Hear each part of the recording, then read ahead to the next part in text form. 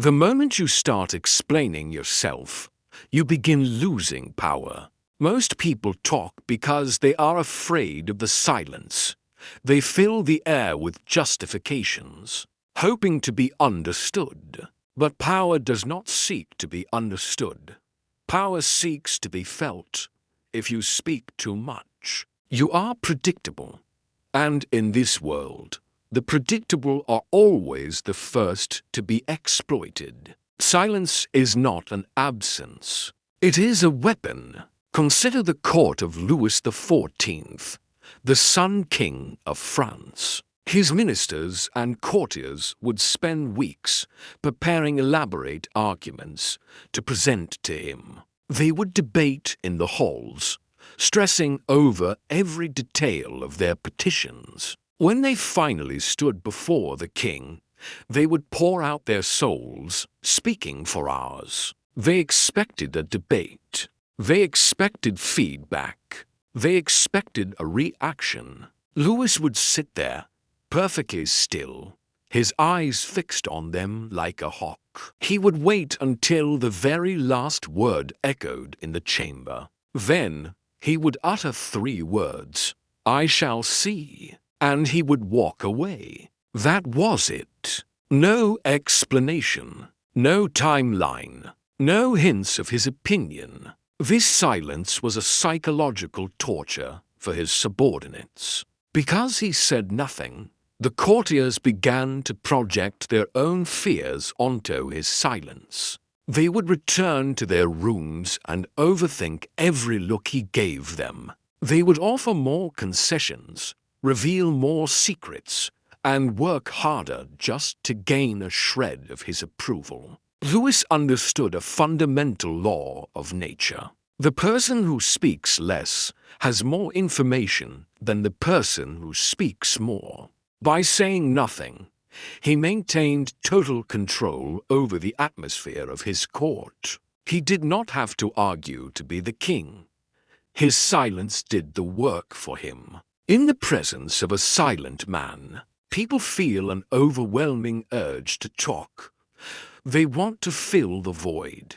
And when they fill the void, they reveal their weaknesses. They reveal their hand. Louis XIV never had to play his cards because his ministers threw theirs on the table. Out of sheer anxiety, control the room by controlling your tongue. It is the oldest trick of the truly powerful. There is a deep psychological mechanism at work when you remain silent.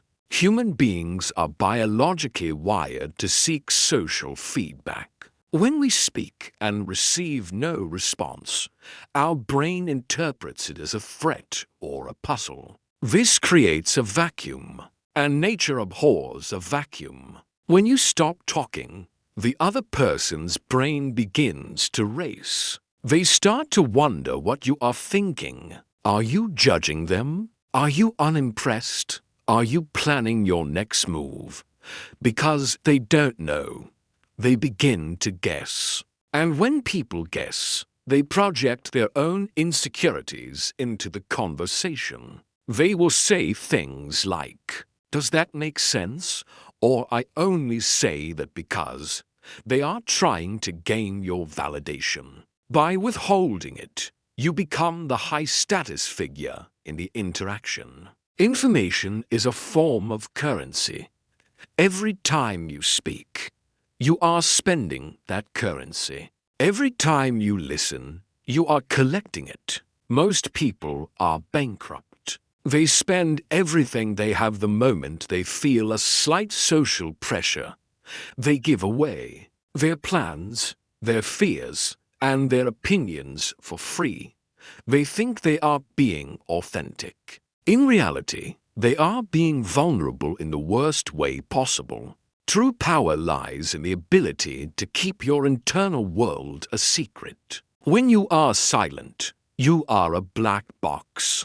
No one can calculate your next move. No one can prepare a defense against you. You are the only one with the data. You are the only one who knows the truth of the situation. The louder you are, the less people listen. The quieter you are, the more they lean in to hear. It is a simple inversion of human nature. Use it to your advantage or be a victim of it. Imagine you are in a high-stakes negotiation. You are asking for a higher salary or a better deal on a contract. You have stated your number. The other party hesitates. Most people, in that moment of hesitation, feel an intense urge to keep talking. They say, "I know it's a lot, but I've been working hard." Or we could maybe look at other options. Stop. You just lost tens of thousands of dollars. You spoke first, which means you were the one who felt the pressure. Imagine instead that you state your number and then you stop. You look them in the eyes and you simply wait. The silence will feel like a heavy weight in the room. It might last 5 seconds, 10 seconds, or 30. Let it be heavy. The other person is now the one who has to break it. To break the tension, they will often agree to your terms or offer a much better counter than they intended. They are paying you to stop the silence. Now, imagine a different scenario. You are in a social setting and someone insults you or makes a passive-aggressive comment. The common reaction is to defend yourself. You get angry. You explain why they are wrong. You start a verbal fight. You have just given them exactly what they wanted. You gave them your energy and your attention. You showed them that they have the power to disturb your peace. Now, imagine you respond with silence. You look at them for a beat too long, with a calm, neutral expression. Then you turn back to the person you were talking to as if the interrupter doesn't exist. You have just rendered them irrelevant. You didn't argue. You didn't fight. You simply signaled that they are not worth your words. Think about your relationships. When you have a disagreement, do you find yourself repeating the same points over and over? Do you find yourself trying to force the other person to understand your logic? You are wasting your breath. Logic does not win arguments. Presence does. If you state your boundary once and then remain silent, the boundary is real. If you state it and then spend an hour explaining it, the boundary is a suggestion. People respect what they cannot easily manipulate. If they can talk you into an explanation, they can talk you out of your position.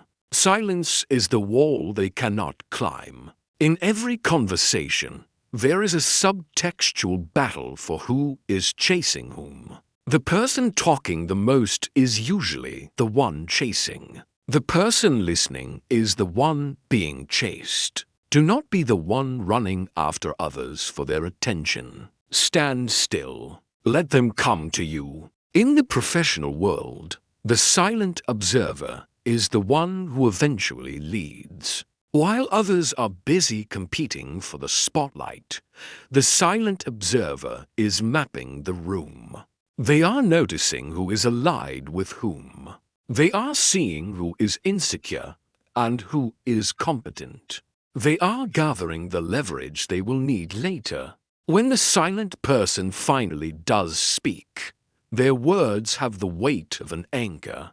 Because they speak so rarely, people assume that when they do, it must be important. This is the scarcity principle applied to communication. If you provide a constant stream of talk, your words have a low market value. If you provide a rare, calculated insight, your words are gold. This applies to leadership as well. The best leaders don't bark orders all day. They listen to their team, they process the information, and then they deliver a clear, concise direction. They do not dilute their authority with unnecessary chatter. In dating and attraction, the same rule applies. Mystery is the fuel of desire. If you tell someone everything about your life in the first hour, you have killed the mystery. There is nothing left to discover. You have become a solved puzzle. But if you are selective with your story, if you leave gaps, the other person's imagination will fill those gaps with something far more interesting than reality. They will spend their time thinking about you, trying to figure you out.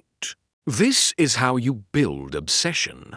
You don't build it by being open. You build it by being a riddle. Even in times of crisis, the person who remains silent and calm is the one everyone looks to. Panic is loud. Competence is quiet. When everyone else is shouting and pointing fingers, the one who stands still and observes is the one who will find the solution. Silence is the ultimate sign of self-control. And if you can control yourself, others will believe you can control the situation. Do not mistake noise for influence. The loudest person in the room is often the most vulnerable. They are leaking their intentions at every turn. Be the one who holds the jar closed. Think of the deep sea. The surface is chaotic. Waves crash against each other.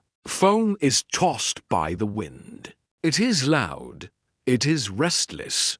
But it is shallow. The surface is affected by every passing breeze. Now, look deeper, hundreds of feet below.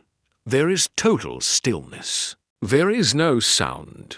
There is no wind. There is only immense pressure. This pressure is what holds the world in balance. The deep water doesn't need to shout to prove its strength. It simply is. A person who speaks too much is like the surface foam. They are easily moved. They are transparent. They have no weight. But a person of silence is like the depths. You can feel the weight of their presence before they even move. They contain secrets that haven't been touched by the sun. Consider the predator. A lion doesn't roar when it is hunting. It is silent. It is a ghost in the grass. The roar comes after the victory, or as a warning to those far away. But the act of power itself, it is silent. The mountain does not ask for your respect. It does not explain its height. It simply stands there, and you have no choice but to acknowledge it. Be the mountain. Let others exhaust themselves trying to reach your peak. Let them talk until they are out of breath. When the air clears, you will still be there, unchanged. Silence is the soil in which power grows. Noise is the weed that chokes it. To master the art of silence, you must apply these 5 tactical rules. Rule 1. The 4-second pause. When someone asks you a question, especially a difficult one, do not answer immediately. Count to 4 in your head while maintaining eye contact. This shows that you are not reactive. It shows that you are thinking, and it puts the pressure back on the asker. Often, they will keep talking just to fill the pause, giving you more information than you asked for. Rule 2. Never explain a no. When you decline an invitation or a request, simply say, "I can't make that work," or "No, that doesn't suit me." Do not offer a reason. The moment you offer a reason, you give them a handle to pull on. If you say you're busy, they will suggest another time. If you say it's too expensive, they will offer a discount. If you say nothing, the no is final. Rule 3. Ask why and wait. If someone is being difficult or aggressive, ask a short, open-ended question. What makes you say that? Or why is that important to you? Then, stop. Let them dig their own grave with their explanation. The more they talk, the more they reveal their emotional triggers. Rule 4. Use minimal encouragers. In a conversation where you want to gather intel, use words like interesting or I see. Keep your tone neutral. This signals to the other person that they should keep talking without you having to contribute anything of value. You are the mirror, they are the performer. Rule 5. The exit. End the conversation while you are still the one in control. Do not wait for the energy to die out. Leave them wanting more of your presence. A short, "It was good to see you," followed by a clean departure, leaves a stronger impression than a lingering, awkward goodbye. Silence is a discipline. It will feel uncomfortable at first. You will feel the itch to speak. You will feel the urge to be liked. Scratch that itch with the realization that your words are your power.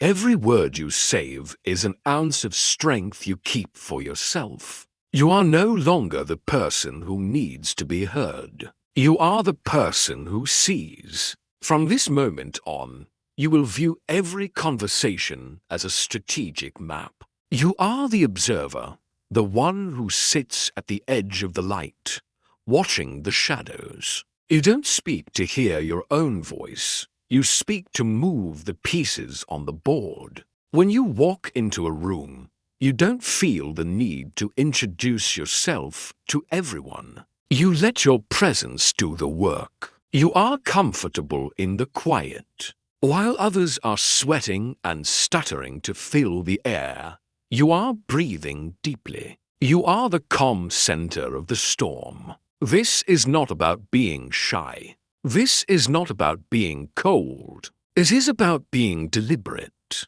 You are the master of your own narrative. You decide what the world gets to know about you. You are a fortress, and your silence is the moat that keeps the intruders out. You are becoming someone that people respect, and frankly, someone they are a little afraid of. That fear is not because you are cruel. It is because you are unknown.